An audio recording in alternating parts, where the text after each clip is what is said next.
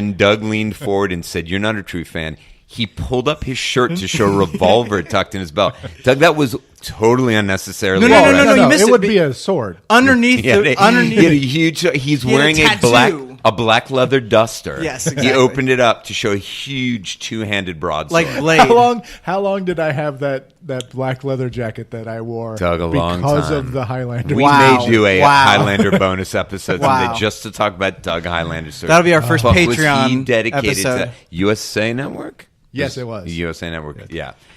Wow. Anyway. Anywho, we'll get back to that. So, yes, it was a different kind of a golden-voiced voiceover artist initially, and now it's our announcer. Now it's Bill Kurtis. And they've also had guest hosts when Peter Sagal can't be there. Tom Hanks, most famously, I think, is one who subbed in for a week. Wow. Oh, that's cool. And was a guest host. And it's really neat. I mean, Peter Sagal's great. He's a very funny, very witty, very topical. Now, you have to like two things if you want to enjoy Wait, Don't Tell Me, according to me. One, puns, because it is a show that is just filled with puns and pun jokes. And two, you have to be pretty liberal, progressive in your politics. Absolutely. Because they are not very kind. Like Love It or Leave It.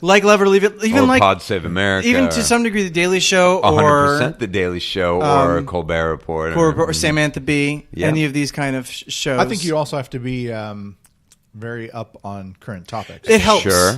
Because that's what when it comes to Doug, I don't know how politically minded you are, and I don't know if this is something where you'd be like, "Oh, I don't care about what they're discussing because I don't care about the day-to-day." I know that politics is something that you... Right. Well, let's find out, guys. This is the perfect time to find out. We listened to 2 episodes. Brandon wisely chose a relatively old one. I mean, considering how long the show's been in the air, not that old, but certainly going back a few years to January of 2015. That was the George Clinton episode. And then because it is a current affairs, current news topic show. Almost always weekly. Right, weekly. He picked the most recent, which was early March 2019, with guest Aaron Sorkin. Doug, what did you think? What did you think of the show? What did you think of the episodes we listened to? I liked the show. Definitely, I mean, it is in no way not, I guess, what it was or always has been. It was a radio show and a call-in radio show. Yes. So, Right. which is great because I love those type of shows. So that's fine. Okay. Yeah, I am definitely not the most versed on politics, although I try and stay current. But Right. I don't commit names to memory. I don't, and so I was thinking about this, like with the trivia game. I would probably do horribly on that, as opposed to the limerick game. We should have I would do great. We should have written down the questions that they asked some of the guests, and then just Right. read that. We know that Doug listened to them and heard the answers, and we could have found out whether or not he'd be able to answer it again. Absolutely. That's And fair, my but guess I got to is tell no. you, both that because now, as I become more aware. Yes. This happens to be a podcast that I listen to in my car. Oh, so okay. I actually have very few notes, and most of those were written after the fact. So, okay. Well, let's got just it. say all of them in case the police are listening. Sure. Doug, did you find that you learned a little bit about this week's news stories from listening to the show? No, I mean, so so taking aside the episode, the older one with George Clinton. Yeah, we'll get Right. to that But one next. The one with Aaron Sorkin, they were discussing current topics, which I'm somebody who reads the news briefs. Okay. But not necessarily the whole article. Sure, a Unless headline it's- man. Yeah, or a little more than just the headline. Sure. If it's something, Just that below catches the my- head. Yeah, so So let's like say the- the first paragraph. Like a little shaft. Just like a little bit of the little- shaft. all That's the not- head. All the head, Doug a takes little in bit all, of the oh, shaft. this is Oh so my puerile. God. Let's let this go. No.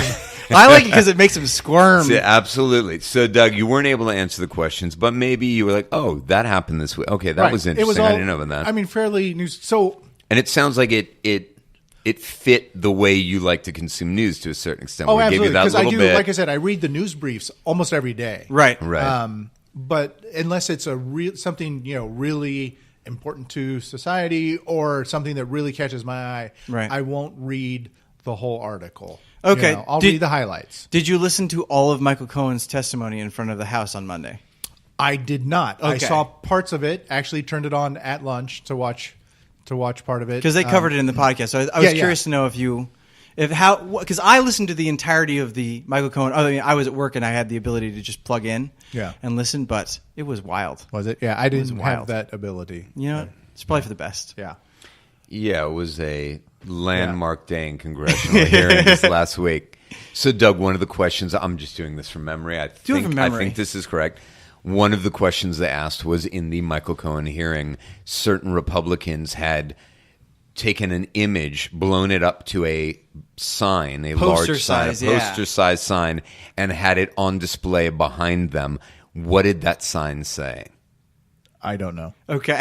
Okay, and you know what it is. Liar, liar, pants on fire. Right. Okay. They literally blew that up and put it on display in the House for Michael Cohen. Yes, they did. That's the thing. And also when Michael Cohen says later, you know, what I have done, I am responsible for the silly things that Congress is doing. And you hear the Republican, I think he's a rep, not a senator, who had brought it and directly referenced it, go, you hear him on his mic. His mic's still live. He goes, it's not silly.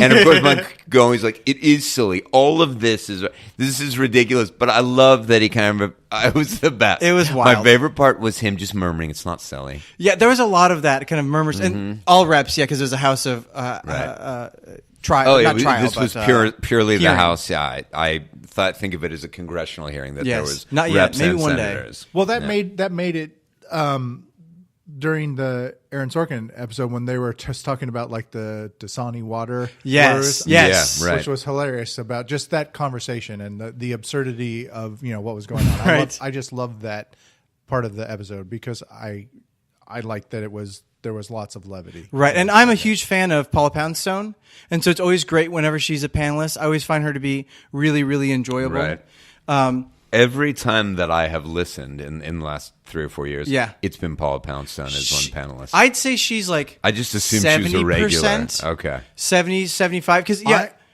No, I'm sorry. Oh no, from my insight, it's usually like Tom Bodett, Alonzo Bowden, Paula Poundstone, Adam Felber, Adam something is an Irish guy, and there's like maybe 6 or so that are the mainstay, and then they'll rotate in every so often a new person to come in and try it. And usually the people that are new are garbage. Oh, bummer. It's very difficult Right. to be really topical and fast. Moses Jabrani is also a Absolutely. really great guest. And then also they always do really poorly on the actual quiz part.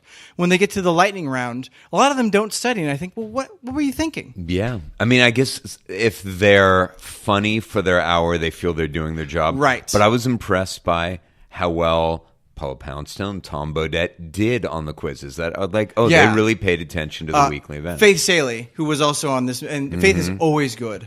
Yeah, she was very funny. There's a couple where you start to get Mo Rocca's one. I'm not going to list them because this is boring. It's not fun for me to make a list, John. Not if you're one of Mo Rocca's relatives listening and you're going, "Ooh, they just mentioned Mo Rocca." Oh, throwing up the rock. And so I just find the show really enjoyable. It's good comedy. I've never called in. I've never been one of the ones who have attempted to try it, even though I have gone to a couple of live shows. And the live shows are interesting because they definitely record maybe 2 hours worth of experience and then edit it down. So they're culling the best of the... Exactly. Yeah. Well, I got to say, as somebody who, from an early age, has essentially grown up with Tom Bodett. Yes. Oh, okay. I am and was amazed to find out that he's not just the CEO of Motel 6, which is what I assumed he was my whole life until I listened to this podcast, because I've never truly, other than those commercials, zero exposure to him. And I did look him up afterwards because I was amazed that somebody who has truly been a part of my life, because you're such a huge fan of Motel 6. Well, the commercials have been around for decades. Right. And they've never referenced him other than I'm Tom Bodett. And we'll keep the light on type, And so I truly grew up thinking this dude was the CEO Right. of Motel Now, I was 6. going to say, considering I know Tom Bodett as like a famous essayist, short story writer, humorist, I am blown away to find out that he is CEO of a national motel chain. He's not. Yeah, I didn't think so. No. I think he's just a spokesperson. Yeah, I'm certain But that's I could the see case, why Brandon. you think that he was the CEO. Sure. Because Papa John is another one where it's like, I'm the CEO, but I'm also the spokesman for this company. Sure. Yeah. And then, Yeah. and like I said, truly, because we're talking about an age that essentially, for me, I would say I would guess you'd have to actually see how long he's been the spokesperson for. But I'm going to say decades is No. what I feel like it is. Definitely. And so essentially, his sponsorship or his spokespersonship for that entity dates, pre-computers for me. Right. So where you didn't hear somebody or think somebody go, oh, I'm going to look him up, like I did after listening Right. to him on this podcast and Right. realizing all those other things. I'm sure it's not going to surprise anyone in the, that's hearing my voice right now. It's not going to surprise anyone to find out that I did not do a lot of reading of his material. Sure, no, yeah. know. He's been the voice of Motel 6 since 1986, but the chain started in 1962. Sure. And I think that it's surprising. I think it was an attempt actually to revamp the Image or- that a lot of Americans had Sure. as Roach it's Motel. just cheap, right? Right. Exactly. It's cheap and low quality. Is instead, hey, it's a homey place. Of course, his catchphrase was, "We'll leave the light on for you." Right. And I really enjoyed that run they did on the podcast Me this episode too. It was great. of the old people checking We'll turn the into, light off for We'll you. turn the light Yeah. off for you, yeah. Yeah, I Check love in, that. but you'll never check out. Yeah. Which I knew that story, that had crossed my did path you? this week as well. See, I was not That was familiar with that literally story. the only news story I did not know was that that's one. funny. There Yeah, you that go. one I knew. And we're referencing, for those of you who didn't listen to this week's podcast, and shame on you. How dare Shame you? You should. When I Doug did. is out You there, should. yeah, Doug is doing it. How dare Putting the work in. You think you're better than Doug? You person Hey, who didn't you know listen? what, you guys? You can listen to Son of a podcasts in your bitch. car while you're driving. Yes, we just It's learned this that. crazy thing. I mean, and not have to put headphones in, and Right. you can send it right to the speakers. Just in press the a little car. button on your dash. Oh, well, they Magic were hand. referencing. I want to point out how fancy Doug is with his Bluetooth connectivity. I know. My wife doesn't have that in her 2001 Toyota Camry.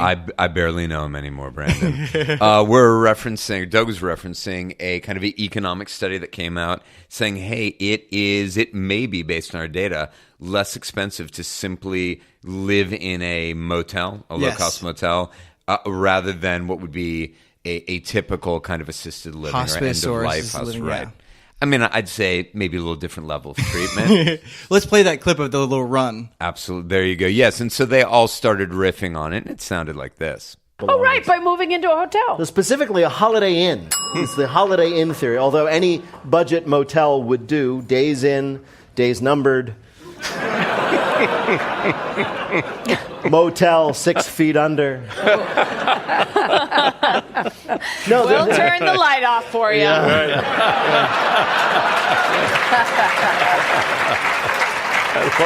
You do? End of Days In. I just like you just once you start, you Yeah, can't.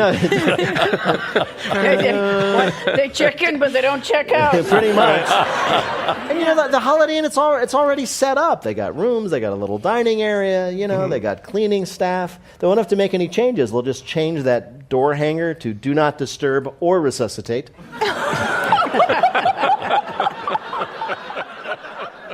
And yes, I thought that was. I was laughing Brilliant. actually out Yeah.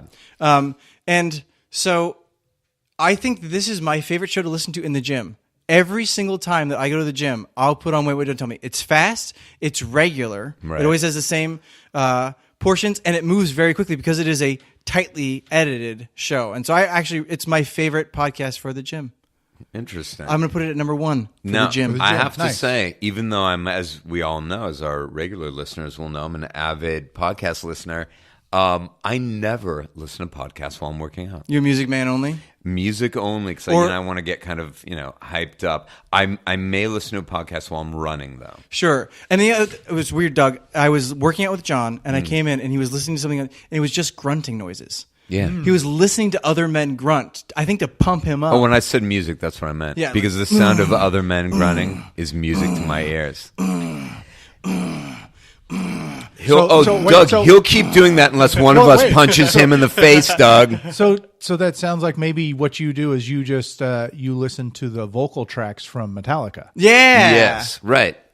And Isolated tracks I was gonna say, from Song Exploder. Should we go to the isolate? Well, just go back to our Song Exploder. Yeah. Basically, it sounded exactly Look what you like started, that. John. I know. Doug, I have to ask you, and once again, I'm going to say our regular listeners will know you have a substantial history in the entertainment industry, and you were in film and TV for a long time, on screen and sometimes